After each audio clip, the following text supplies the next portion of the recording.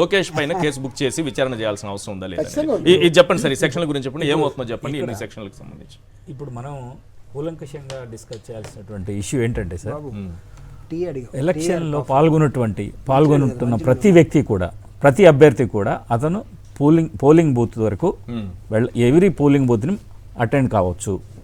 Polling బూత్ని attend అయ్యేటప్పుడు అక్కడ ఏమన్నా జరిగేటువంటి చిన్న చిన్న సంఘటనల వల్ల అక్కడ ఉద్రేకం కూడా కావచ్చు. ఆ ఉద్రేకాన్ని ఈ డిఫరెంట్ సెక్షన్స్కి ఆపాదించి ఆ నేరాలన్నీ ఈయన చేశాడని చెప్పడం కూడా ఎన్నికల కమిషన్ చేసినటువంటి తప్పు. వాళ్ళు ఎలాగ ఫెయిల్ అవుతారనేది కూడా నేను చెప్తాను. ఇందాక ప్రభాకర్ గారు చెప్పినట్టుగా అసలు చిన్న చిన్న ఇన్సిడెంట్స్ ఉన్నాయి 11 అందువల్ల మేము కంటిన్యూ చేస్తున్నాము అని చెప్పారు. అదొకటి. రెండవది డేటా భద్రంగా ఉంది అని చెప్పి ఆయనే చెప్పారు. ఇంకో చోట కూడా చెప్పారు డేటా భద్రంగా రీపోలింగ్ లేదు. తర్వాత మూడో ఇష్యూ ఏంటంటే, లోకేష్ గారి దగ్గర నుంచి ఒక వీడియో క్లిప్పింగ్ ఎక్కడి నుంచో వచ్చిందన్నప్పుడు ఎలక్షన్ కమిషన్ వాళ్ళ దగ్గర ఉన్న ఆఫీసర్స్ తెలుసుకోవాల్సినటువంటి ఇంకొక విషయం ఉందండి. ఇది ప్రజలందరూ కూడా నోట్ చేసుకోవాలి. ఏదైనా డిజిటల్ మీన్స్ ఒక ఫోటో కానివ్వండి, ఎలక్ట్రానిక్ మీడియాలో ఫోటో కానివ్వండి, వీడియో కానివ్వండి, ఏదైనా సారాంశాన్ని కానీ ఎక్స్ట్రాక్ట్ చేసినప్పుడు దానికి కావాల్సినటువంటి డిజిటల్ సర్టిఫికేట్ కావాలి. ఎవడు ఈ డిజిటల్ సర్టిఫికేట్ ఎవరిచ్చారు, ఎవరి ఫోన్లో నుంచి వచ్చింది, ఎవరు రికార్డ్ చేశారు, ఇవన్నీ కూడా కోర్టులో సబ్మిట్ చేయాల్సినటువంటి అవసరం ఉంది. ఆ డిజిటల్ సర్టిఫికేట్ లేనప్పుడు సాక్ష్యాలకు ఇవన్నీ ఏమి నిలబడవు. ఇప్పుడు నేను అసలు సెక్షన్స్కి వస్తాను. ఇప్పుడు సర్టిఫై చేయాల్సి ఉంటుంది. అది సర్టిఫై చేయకుండా దాన్ని రిలీజ్ చేసి ఉంటే పిన్నెల్లి రామకృష్ణారెడ్డి గారు పరువు నష్టం దావా డైరెక్ట్ గా ఆయన పైన, మన లోకేష్ గారి పైన వేయొచ్చు.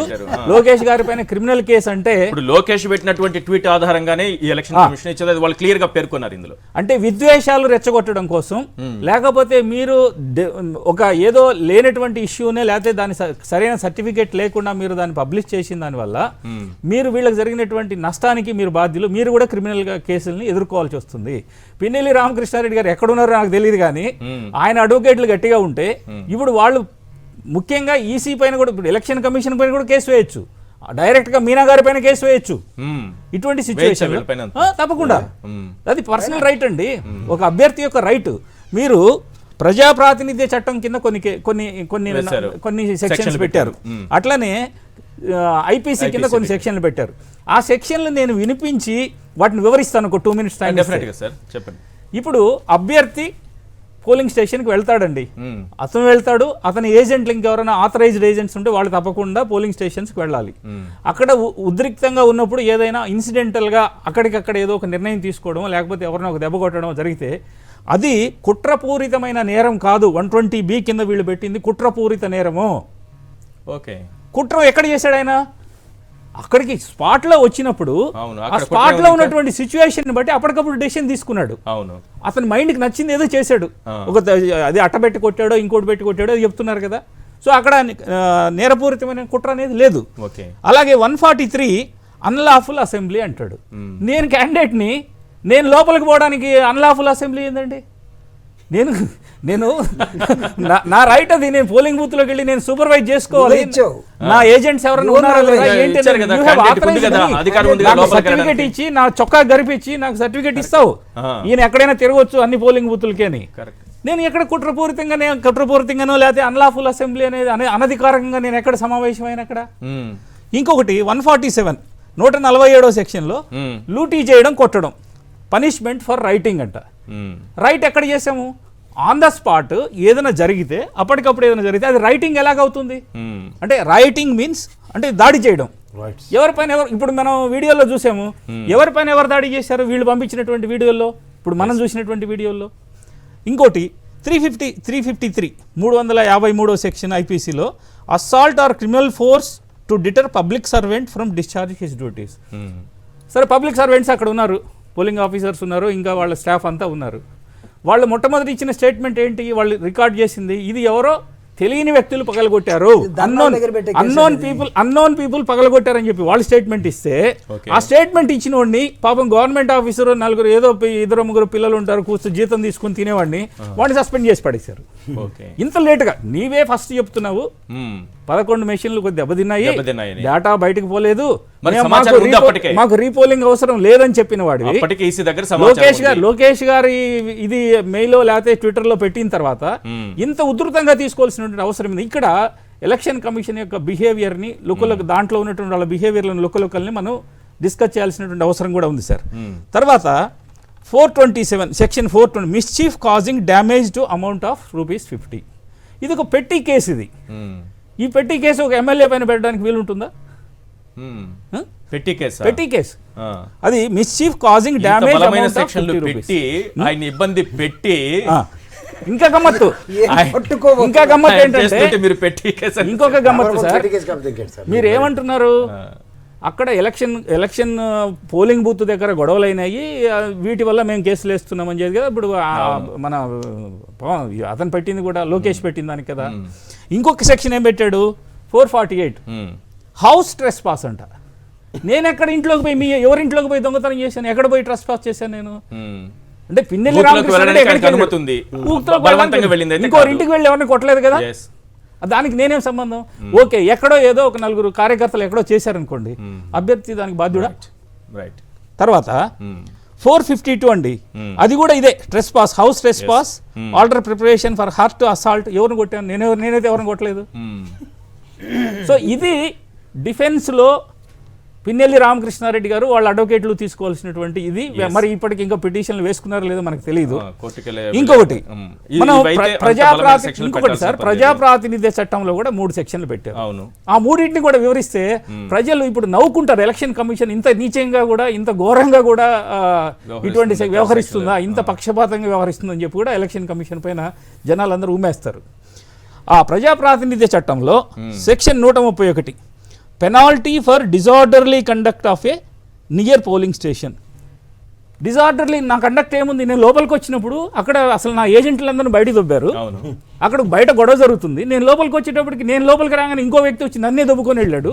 ఆ కోపంలో నేనేదో ఇసిరేసాను, అది దానికి నాకు పెనాల్టీ ఫర్ దీనికి ఎట్లా వస్తుంది? Disorderly conduct. నా కండక్ట్ని డిజార్డర్ ఉంటే ఇప్పుడు పీపుల్స్ రిప్రజెంటేషన్ యాక్ట్ కింద నాకేమన్నా మీరు నోటీస్ ఇచ్చారా? ఈ సెక్షన్స్ కింద ఖచ్చితంగా notice is very essential. Notice లేకుండా యూ కెనాట్ ప్రాసిక్యూట్ మీ. ఇంకోటి section 135 removal of ballot papers from polling station. నేను ఎక్కడ బ్యాలెట్ పేపర్ బయటికి తీశాను? లేదు, బ్యాలెట్ పేపర్ అనేది బయటికి తీయలేదు. మీరే చెప్తున్నారు డేటా చాలా క్షేమంగా ఉంది, సురక్షితంగా ఉందని చెప్పేసి ఎలక్షన్ కమిషనర్ చెప్తున్నాడు. Where Pinnelli has done this? ఆయన ఏం చేయలేదు కదా. ఇంకొక సెక్షన్ బ్యాలెట్ పేపర్ ఎక్కడ ఉంది ఇప్పుడు? లేదంటే ఇక మనకు పవన్ కళ్యాణ్ గారు అన్నట్టు ఆ స్లిప్లు ఆ డబ్బాలోంచి కింద పడితే పడి ఉండొచ్చు, బట్ పోలింగ్ ఆఫీసర్ తీసుకొని సేవ్ చేసి ఉంటాడు కదా. ఇంకా మనందరము చాలా హాస్యాస్పదంగా నవ్వుకోవాల్సినటువంటి ఇంకొక సెక్షన్ యాడ్ చేశారండి, సెక్షన్ 149 అనేది ఎవరు డిసైడ్ చేస్తారు, ఎప్పుడు డిసైడ్ చేస్తారు, ఏ టైంలో డిసైడ్ చేస్తారు, ఎక్కడ డిసైడ్ చేస్తారు? అదేంటంటే casual vacancy in the house of the people.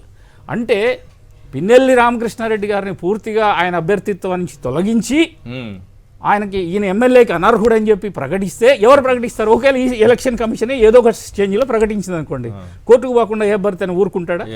దాన్ని ఇప్పుడు ఇటువంటి ఈ చిన్న దాంట్లో ఈ 149 సెక్షన్ అనే దాన్ని ఎందుకు తీసుకొస్తున్నారు ఇప్పుడు మీరు? అంటే ఇవన్నీ కూడా ఏ చట్టానికి, ఏ టెస్ట్ కి, ఏ లిట్మస్ టెస్ట్ కి నిలబడవండి. ఒక ఒత్తిడితో చేసిందా? అంతే, ఒత్తిడితో క్లియర్ వ్యవస్థల మేనేజ్మెంట్ తోనే జరిగిందా? ఆఫ్టర్ 8 days మేనేజ్మెంట్ తోనే జరిగిందా? రెడ్డి గారితో చిన్నది అసలు దీనికి ఒత్తిడి ఎందుకండి? తెలిసి అన్ని ఒత్తిడి పెట్టారు.